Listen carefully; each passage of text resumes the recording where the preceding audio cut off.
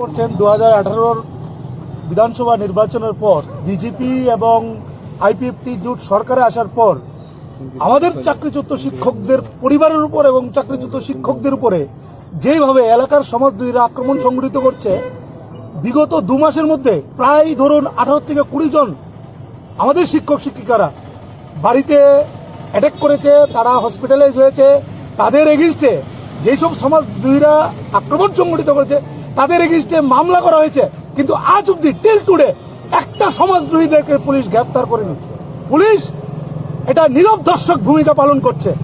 এভাবে চলতে পারে না, এভাবে চলতে দেওয়া যায় না।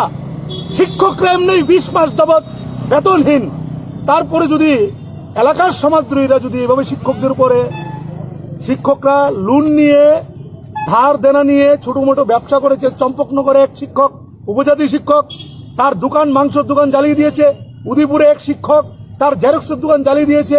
বিশালগড়ের এক শিক্ষককে মেরে হাত পা ভেঙে হসপিটালাইজ অ্যাডমিট করেছে।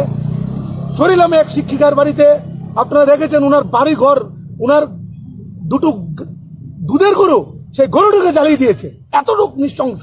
খোয়াইয়ে আমাদের 2 জন শিক্ষক, তাদেরকে ফেটে খোয়াই হসপিটালে অ্যাডমিট করেছে। এরকম ভাবে অজস্র শিক্ষক শিক্ষিকাদেরকে আক্রমণ সংঘটিত করছে। আমরা আজকে ডিজিপির সাহেবের কাছে এসেছি, উনি যাতে একটা সঠিক ভূমিকা গ্রহণ করে।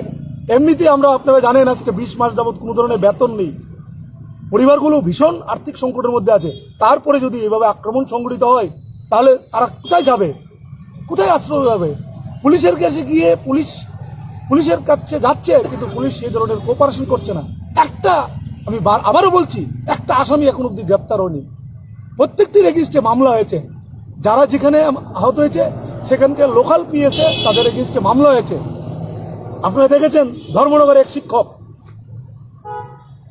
ধর্মনগরে তার দোকান থেকে টেনে হিঁচড়ে তাকে মারধর করা হয়েছে। এগুলি কি চলছে?